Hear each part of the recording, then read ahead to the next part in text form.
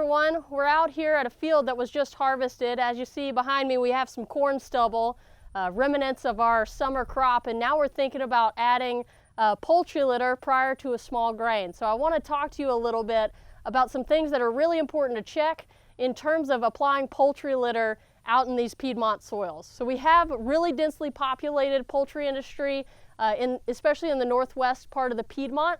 So we have a lot of poultry litter that's available. It's a great fertilizer, but we want to make sure that we're applying it at the right rate, and we want to make sure that we're looking not just at macronutrients, but some of the micronutrients that can sneak up on us as well. So today I want to talk to you about zinc and copper.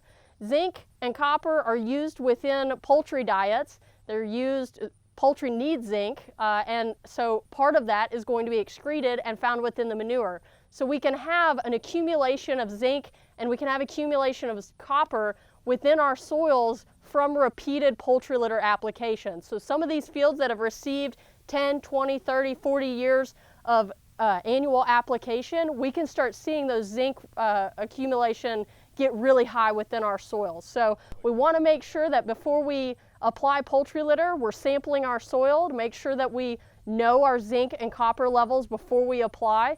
Then we want to make sure we have a current waste analysis for the litter that we plan to apply as well, because we know how much is in the soil because we're taking our soil sample. We know how much is in the litter because we're taking our litter sample and have our waste analysis. And then using those two pieces of information, we can then decide whether it's a good idea to continue applying poultry litter. And so when we reach zinc levels and copper levels above 3,000 on the zinc or copper index, as reported by NCDA on their soil test reports, no further application of poultry litter should be allowed.